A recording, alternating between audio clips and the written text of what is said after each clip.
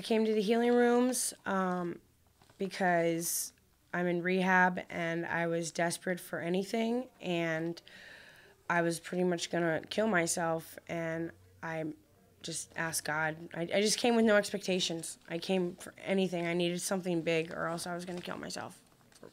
This is my notes I've been trying to define for the last month to come here, because there's been so many things that have happened that I really just put the big things down. I mean, the list could go on, and I couldn't finish, so I finally got the 10 biggest things, the main, so this is it. All right, so just read? Please. Okay. So, I came to these healing rooms just 50 days ago. I'm from LA and have seen and lived horrors of all kinds. I got here completely desperate and broken, with a definite plan that if I failed again, I was relieved to know, with everything in me, that I was completely at ease killing myself in my storage unit back in LA.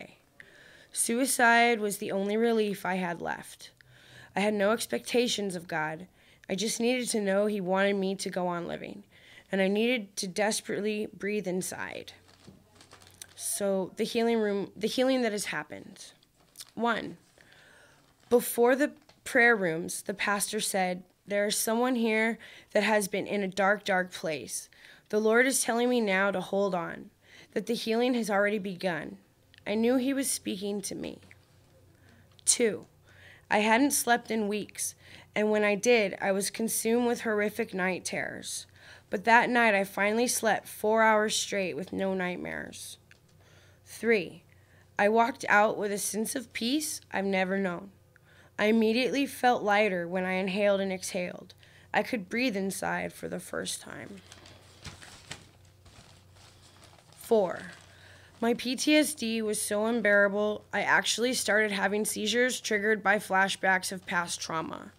I haven't had one since, and God has given me enough relief to finally begin working on my buried past.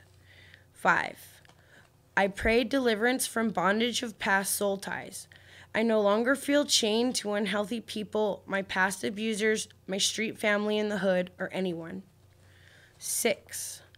The judge in LA didn't send me to prison. He told me just 4 days after these healing rooms that he could see something different in me. He told me to stay in captive hearts rehab. 7. I went back to the doctor to recheck my heart. He was puzzled and told me with shock on his face that my 2 damaged heart valves and murmur were gone. How could this be? He repeated. I don't understand. I just smiled. I went to the healing rooms last week, I said. It's God, man. He checked me 3 times. 8. A girl came into the rehab, and the first night she asked if I wanted to leave with her and get high on heroin. And it hit me that God had removed the obsession to get loaded. She left the next day, but I was able to pray with her. 9.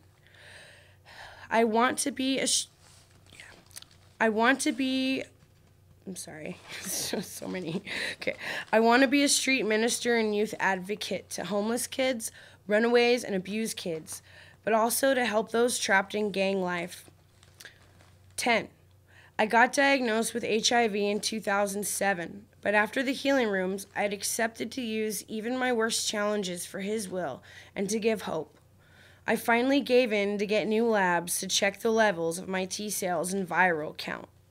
To my shock and those around me, I am now completely negative. My conclusion?